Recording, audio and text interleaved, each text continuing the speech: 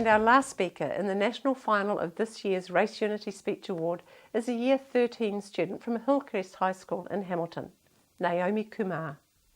I'm a bit nervous, but I'm sure everyone is at this stage in the competition, and everyone's just been incredible so far. So for me, it's really about the experience of coming together with a good group of young people to really promote and talk about issues that affect us in the community. I think it's really important, especially since New Zealand's got an ever-changing demographic of young people, old people, migrants, newcomers, Māori, and we are a massive melting pot, so it's quite important to take difference into account when we're interacting with individuals in our communities, making policy, advocating for youth, advocating for people, and all up it just leads to the betterment of society as a whole. I think when you're passionate about an issue, something that really affects you and people you know, it's easier to formulate thoughts and opinions and put that on paper. And so I think that's what drove me, and I'm sure it's what will have driven the other contestants as well. 50 years ago, one man, a black man, stood in the heart of one of the world's largest democracies and told the masses gathered there that he had a dream. He dreamed of breaking down the barriers that set a people of one land apart. He dreamed for the heartbeats of the dispossessed, for their right to life, to liberty, and the pursuit of happiness, the kind of dreams we all as humans share. Kia ora all. Historically, difference has defined us, given us a sense of identity, culture, religion, race. We identify within the scope of these socially constructed brackets. We are designed in relation to our peers. I'm brown, you're white. Differences are what make us individual. They can either unite or divide us. Because it is when these very differences provide the platform for a number of institutionalized biases to play out that the issue of disadvantage arises. Racial disharmony is not what it used to be a generation ago. And to think that people of different ethnicities could not share the same public spaces, ride the same public transport, or even learn in the same classrooms is hard to fathom. We are very fortunate indeed to live in a society where we don't have to face that anymore. So does this mean that race is not an issue in our times? Certainly it's no longer the overt divide that segregates us or keeps us from the same entitlements we deserve. After all, we live in a multicultural society, don't we? Everyone has equal opportunity. Yet race remains the elephant in the room we need to address. Yes, we still confront prejudice in its various forms. And no number of personal anecdotes I deliver can relay the experience of what it is to have to deal with xenophobia on a daily basis. It's the everyday alienation of being on the margins, not always directly discriminated against, but not fully included either. It's sitting in a classroom and feeling uncomfortable when one of my teachers jokingly remarks about getting us Asians off the curry and onto doing some work. And being told by my peers I can't take a joke when I raise my hand and speak out an objection. It's looking through a magazine and that realization of knowing I will never be able to conform to that normative standard of Western beauty. It's the disillusionment of wondering whether a person will see you for who you are or what you look like. But, like the change in seasons, you grow accustomed to your difference. I can't take off my skin just as easily as I can remove a bindi. And I can't scrub away years of internalized anxieties the way I can wash off henna.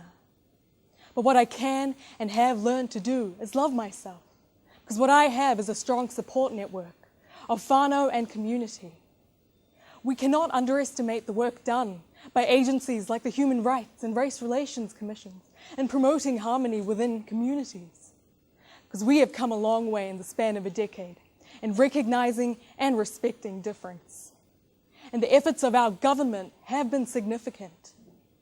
2011 saw the refusal of a bus driver in allowing a Muslim woman to board a bus simply because of her veil. You know what? Reaction was swift. Widespread support was drawn from communities who immediately took a stand against the action. Our own Prime Minister spoke out, and the message was strong. Discrimination is not acceptable and has no place in our society. And that kind of support was not accidental, no. That was because of the work put into getting dialogue and understanding between people, between host communities and newcomers, between Māori and migrants, and between people of different beliefs. We must keep on this track. We must go about continuing to foster this ideal of inclusiveness. And it begins with education and understanding. To not fear difference, but to embrace it. To teach love and empathy to our children. To promote Kiwi role models of diverse backgrounds. To challenge people's and the mainstream media's perceptions of culture and inform institutions on how to celebrate diversity instead of trying to ignore it. This comes with engaging people on a social and community level. And as a young person, I believe this change should start with youth. I believe in the grassroots advocacy of cultural acceptance. The point is not to coexist in a colorblind society, no. I want to live amid a diversity of sight, sound, and color. Cultures are a part of each and every one of us, woven into our very identities. And to not acknowledge that would be erasure. I am Kiwi, just as much as I am Indian, and Christian, and Hindu. My life has taken me to be raised in mosques, temples, churches, monasteries, marae, moving between continents, languages, and beliefs. And while some may think that these should all, in effect, lead me to some kind of dilemma of heritage, I feel I am instead strengthened by the various connections I hold now.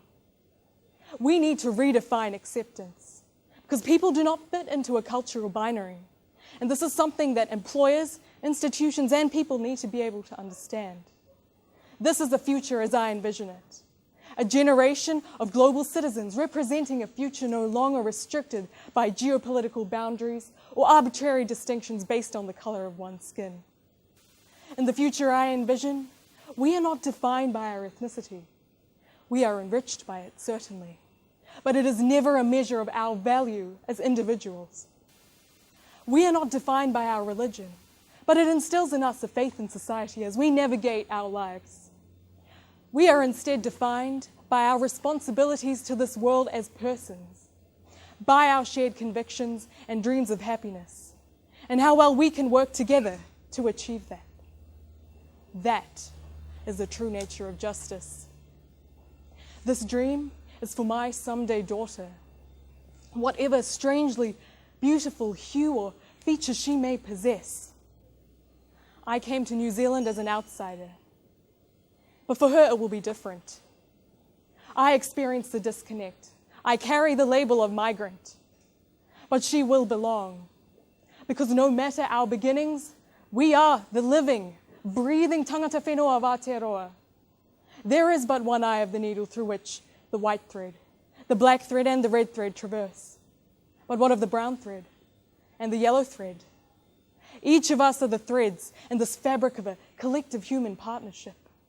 Our generation shall inherit this earth, and it is by our design that we can choose to flourish together. No prejudice and no pain. Together. No prejudice and no pain. Because like Martin Luther King 50 years ago dreamed, we have the capacity for inspiring change within others and ourselves. So my dream for Aotearoa, as one of my most fond Indian poets Tagore puts it, where the mind is without fear and the head is held high, into that freedom of heaven, let my country awake. Thank you.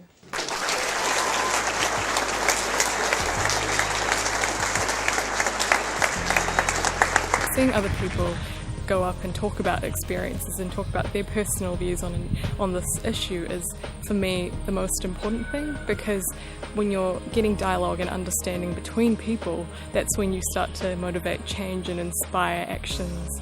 And this event in that way is extraordinary. For me, this kind of experience, this opportunity is just something that would be very crucial to my personal development, and also in terms of networking within the community. I work a lot with youth community groups in my community in the Waikato, and for me to come here and listen to the kind of opinions and perspectives that people raise on the issue of race and bring that back, that kind of skill set, is, I think, something that would work to the benefit of my peers.